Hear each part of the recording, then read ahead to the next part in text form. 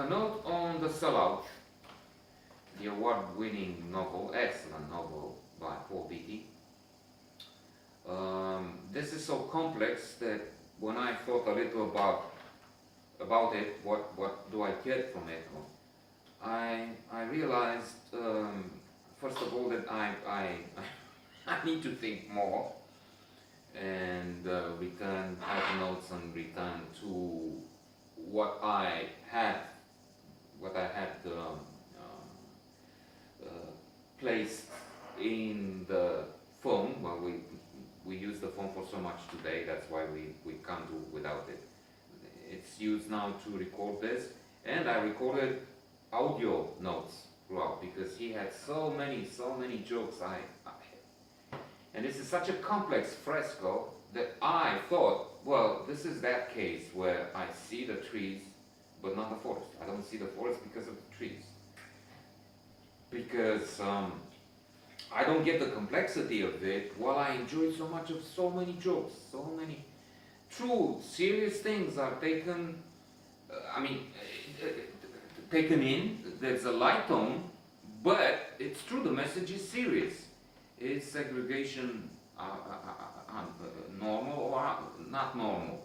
He makes fun of course it isn't, but then I read in Influence, a classic by Robert Cialdini, that yes, we have to desegregate, but we have to make sure that these groups, which have a tendency to stick together, this is in our genes, in our subconscious and so on, to be well wired up so that we stick with those who are like us. A child is shown a video of who's afraid of dogs. It's shown a video of someone who plays with a dog, and it works for him. He forgets this fear when the child in the video is the same age and looks like him. If that is a child 11 years old and he's just 7 or 6, it doesn't work that well. So we have this tendency, not just race, but when in camps or there are two groups, the eagles and the pumas, the eagles will stick with the eagles and hate the others and elbow them and destroy their flags and so on. So the question is to put these two groups to cooperate, make them cooperate for the same task. So I'm sure now I need further notes, maybe a few. I have a few from the start of reading this. When I said this is enchanting, I realized after the first couple of chapters, because it's complex and there's so much. As I said, he's trying, joking a little about Rosa Parks. There's this plethora about the use of the word plethora, the plethora of clothes, about comedy clubs, about films. He says Godard approaches filmmaking as a critic, something like that. So it's so much, that's what I'm saying. These various trees have made me wonder and left me in awe. But I don't have the whole, I have to admit that, I don't have the whole phenomenon. The forest escapes me. That's too wide, too vast, and I will have to refer to moments, to this extraordinary relationship with his father, who was testing things on him, and jokes, the strange jokes sometimes. I remember this absurd one. Sounded absurd to me. An African American, a Mexican, and a man from India or a Buddhist, something. They meet a genie. There's the wish you can make for the genie, and then the African American says, "I think life would be so wonderful in Africa." So he's going to Africa, and the Mexican says, "Well, he's right.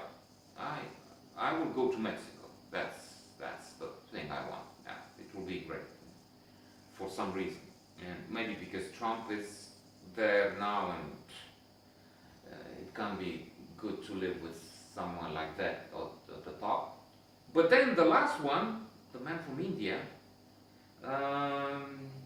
when asked, He says, well, it's hot. It's very hot.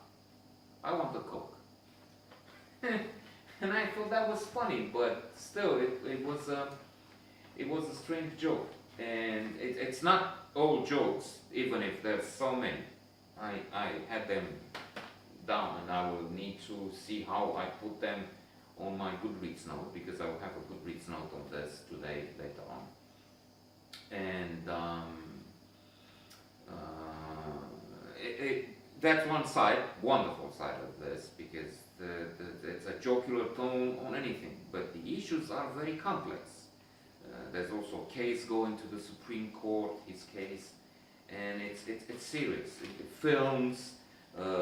He says, for instance, about Jack Nicholson in A Few Good Men, which is not a great movie, he says, but the fact that Nicholson despised the script and the other actors, was it really this? I need to Google that and see what I find.